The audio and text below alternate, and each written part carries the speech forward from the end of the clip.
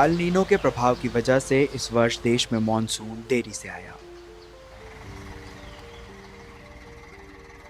जहां किसान 15 जून तक फसल की बुआई कर देते थे, उन्हें इस वर्ष जुलाई के पहले हफ्ते तक इंतजार करना पड़ा। बोनी तो 10 दिन लेट हुई है। उससे किसानों को अगर आगे सूखा पड़ने की या किसी चीज़ की समस्या है तो वैसे ही फसल तो नहीं हुई। किसानों ने देरी से ही सही बुआई कर दी है, लेकिन अभी खतरा टला नहीं है। मौसम विभाग के अनुसार जुलाई का माह अनिश्चितताओं से भरा है। कुछ जिलों में कम समय में अधिक बारिश का खतरा है, तो कहीं लंबा ड्राई स्पेल देखा जा सकता है। ज़्यादा पानी भी गिरे तो फसल गल के और ख़त्म हो जाएगी, और पानी नहीं भी गिरे तो 10 से 15 दिन में, 8 दिन में, 10 दिन में फसल ख़त्म हो जाएगी, क्योंकि फसल की तो जड़ें हुई ही नहीं। अभी फसल ने बीज अंकुरित करके बाहर आई है तो जड़ें इतनी सी है। अब इतनी सी जड़ें में जो मान लो कि 2 इंच गीला सूखा कि फसल ख़त्म।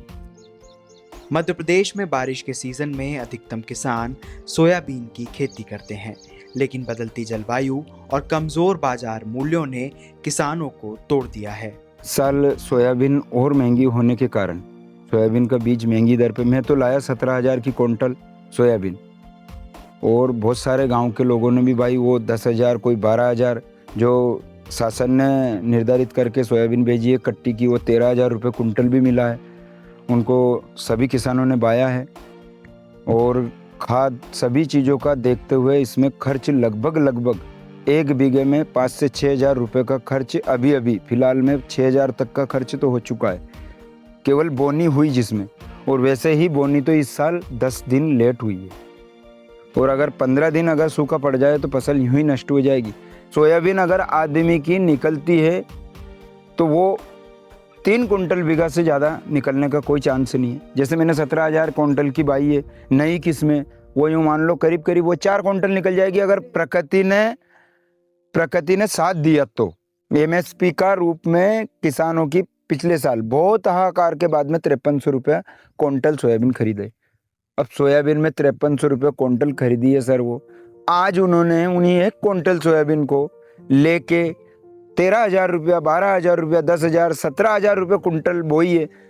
3 गुना रेट में तो उन्होंने बोई है। बताओ आप वो क्या उत्पादन लेकर क्या कमाई करेगा उस। कृषि मंत्रालय ने कमजोर मानसून की स्थिति को देखते हुए देश के 111 जिलों को हाई रिस्क श्रेणी में रखा है। सबसे अधिक जिले मध्य प्रदेश, महाराष्ट्र और गुजरात में चिन्हित किए गए हैं। केंद्र सरकार ने ये बार बार कहा है कि अगर एल नीनो प्रभाव की वजह से देर से मानसून स्टार्ट हो तो उसमें ऐसी किस्मों को ज़्यादा तवज्जो दी जाए या तरजीह दी जाए जो जल्दी से पक के खेत से बाहर आ जाए।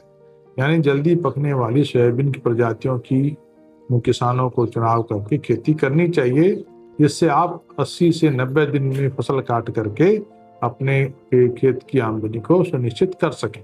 शासन इसकी किसी चीज़ का बीज लाएगी, हमें बताएगी, ग्राम सेवक या कृषि विभाग वाले द्वारा इनको किसानों के बीच में प्रचार करेंगे कि ये फसल लगाइए आप, इससे ये फायदा है, ये इतने समय में आ जाएगी, ये कम समय में आ जाएगी, तब होता है। अभी किसान को किसी चीज़ की, किसी फसल का बीज का पता ही नहीं, केवल उनको सोयाबीन का पता है, सोयाबीन की खेती करते आ रहे हैं। 10 जुलाई या 12 जुलाई तक या 15 जुलाई तक बोनी करनी पड़े, सोइंग करनी पड़े, बुआई करनी पड़े, तो आप सोयाबीन की फसल की बजाय कम अवधि में पकने वाली दूसरी फसलों जैसे कि उड़द की खेती करें, मूंग की खेती करें, या लाल तुअर की खेती करें, या C4 प्लांट जैसे हैं आपको उसको ज्वार की खेती करें। इस तरह की खेती में आपको कम समय में भी अपना खेत की खरीफ की बुआई करके आप ज्यादा लाभ कमा सकते हैं। बड़ी फसल अगर बाएं तो उसमें जानवरों की वजह से सूर है, जंगली रोजड़े हैं, ये चीज़ों की नीलगाय और ये जो गाय है घूम रही है, इसकी वजह से वो नहीं होता है।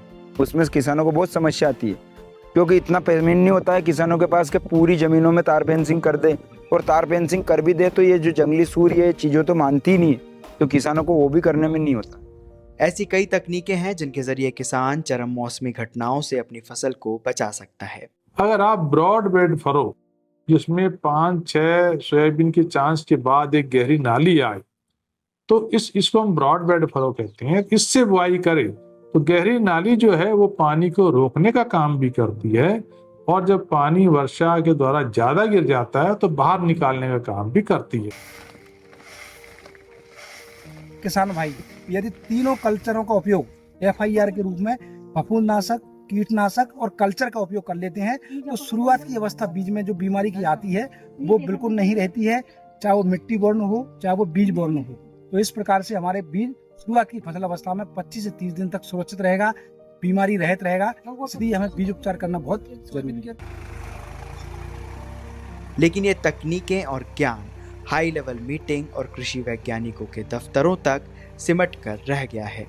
जमीन पर किसान आज भी अपने ही स्तर पर जद्दोजहद करता नजर आ रहा है। किसान इतनी समस्या में कि इनका सुनना कोई के भी हाथ में नहीं है, सब सुन के और उनका हिसाब से प्लान बनाते हैं, किसानों की कोई नहीं सुनते। अभी DAP, NPK ये सारे खाद है, ये लगभग ये मान लो 1400 1350 के आसपास का था कीमत, वो उसको 2100 रुपये कर दिया।